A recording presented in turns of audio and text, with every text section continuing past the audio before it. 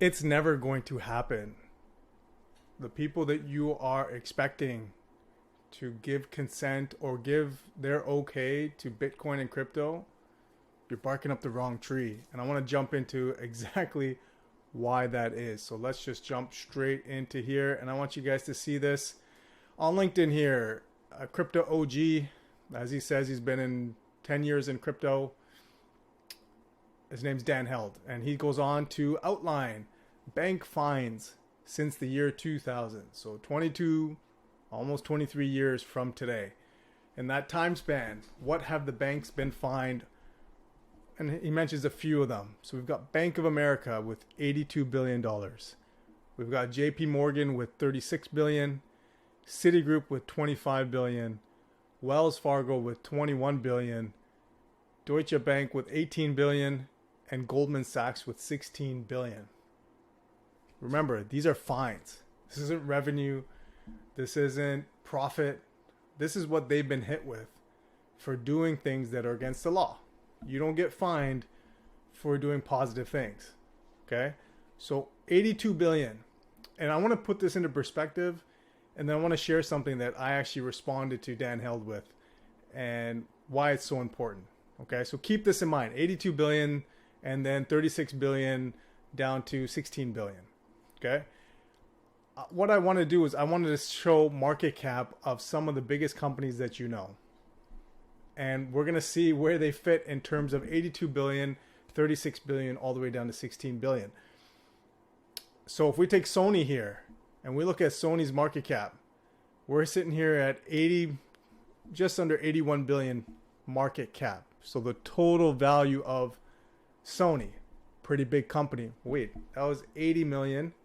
And we had a bank fine here of 82 billion. Okay. So we've got a fine that's bigger than one of the biggest companies that you know in terms of value now. All right. What's another company here? So if we look, let's get rid of this one. Sherwin-Williams Company. So if you guys are into painting and you needed some paint at some point, well, what's Sherwin-Williams worth today? Right? 53 billion, or just under 54 billion. Now I know a lot of these guys have been hit pretty hard, and they're about half, if not more, down in their market cap than what they were previously, even just a year ago, right? So if we pull a year ago up, you know, we're looking at $350 a share versus $207 a share. So, you know, almost half of what it's worth. So 53 billion now, 106 billion plus is what it would have been a year ago. Okay, but still 106 billion, even at its peak, it's not that far off from 82 billion of a fine. But today what we're sitting at is 53 billion. And we had an 82 billion and we had a 36 billion fine, okay? All right, so that's a painting company, big deal, whatever, not an issue, right? Well, Moderna's pretty big. I mean, it's, you know, all the jabs that are out there, these guys were the ones to really break the mold and gain notoriety from it and have done well for themselves. Well, what are they worth? 50 billion, just over 50 billion. Okay. So we've got a 82 billion bank fine, $36 billion bank fine. Well, and the rest aren't that far off. Okay. So there you go. There's Moderna's one. What's another one? Maybe a company you know. You might have heard this one, FedEx. What are they worth right now? And they've been hit pretty hard. So I want everyone to keep that in mind. But just under 40 billion, right? A year ago, we were sitting, you know, yeah, it's about half. Half of where it is, right? Just under half. So still, you know, that's still under the Bank of America fine over the last 22 years. Okay? Just to put these into perspective. Okay, FedEx, boring companies, big deal. What about something you probably use quite often? And if you don't, many others do, but you definitely would have heard of Twitter. What's Twitter worth today? 38 billion. Okay, so we're sitting at, again, 82 billion, 36 billion, 25 billion, down to 16 billion. So these fines are pretty significant. They're worth more than what these big companies are worth today. All right, so there's Twitter. What about a hot new tech stock? Shopify. Me being in Canada here, this is one of our high flyers, actually the high flyer. What is it worth?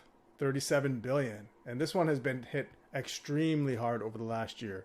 We're talking about, yeah, like unbelievably hard, right? From $164 a share down to just under $30 a share here. Massive 80% plus reduction here in the share price. Okay, so that's definitely going to play a factor in here. But as of today, $37 billion for something as notable, as valuable as Shopify. But we have something here sitting at $36 billion, which is a fine from JP Morgan. Let's not even talk about Bank of America. Let's look at JP Morgan. $36 billion. Okay, that's fine. What about crypto-related companies? Coinbase, one of the most notable crypto exchanges out there, if not the most notable crypto exchange. What is it worth? Well, and this one's been hit extremely hard as well. We're sitting here at $17 billion. That's the value of Coinbase exchange today. Well, 17 billion. JP Morgan has a fine over the last 22 years that's worth double of what Coinbase is worth today. Okay, Citigroup is worth more. Wells Fargo's fine is more. Deutsche Bank is more. And Goldman Sachs is just under the valuation of Coinbase. These are hefty, hefty fines, but we all take it as if it's no big deal because it's what we're used to. But I want you guys to think about and let this sink in, the fines, okay? These are hefty fines. This isn't a one-time thing. This isn't it was an error on our part and we'll never do it again. Even though they may say that. Look at all the times that it's happened to accumulate this much of a fine. And so Dan Held goes on to say it's time for Plan B. And B, very cheeky here, is actually the symbol for Bitcoin. And I went on to say here, to comment, that and the general public is waiting for these banking experts to give their seal of approval for a decentralized, peer-to-peer, censorless, and trustless alternative. Bitcoin is highly amused. Now, what do I mean by all of that? For these types of entities to accumulate such fines means that, this is repeat offenders, right? This isn't a one-time thing. So this is the system we live in. This is the system they know. This is the money they make. All these fines that they have paid is nothing compared to what they've profited from, the illegal things that they've done. Even if you don't want to go stretch it that far and say it was illegal, but it's definitely things they shouldn't be doing, or they wouldn't be fined, right? They profited much more on that side versus the fine itself. And so, for them to say, hey, look, let's rid this current system where they are all middlemen, right? They are the ones that have hands in everyone's pockets. Let's rid this and let's go to Bitcoin or let's go to crypto where things are, and I won't say all of crypto, but let's stick specifically to Bitcoin, where something is decentralized, where it's an interaction and a transaction between you and me alone. Okay? It does not require anyone to condone it. It doesn't allow anyone to censor it. I don't need to trust anyone to facilitate the transaction, and I definitely don't have to worry about borders. I can go anywhere I want as long as I have an internet connection. I can make that happen. Why in the world would these experts ever tell you that you should go to Bitcoin or crypto as a whole? What's in it for them? Nothing. They're sitting here right now, this very day, trying to figure out how they can profit from crypto. And as they start to realize more and more, find ways to do so, that's when you start to see them promote it and give their okay. But as a whole, there's no reason for them to do that. And everyone sits here and says, well, this talking head on this show is an expert, a financial expert. When you hear financial expert, that means they are steeped in this current system. And they've gained their authority, they've gained financial gains. Whatever gains they have received, it's been through the current system. There's no way that they are likely to tell you that you should shift to a completely different system that does not rely on them being the experts. They're not an expert in this new system. They don't want to get rid of the title, nor do they want to get rid of that position of power.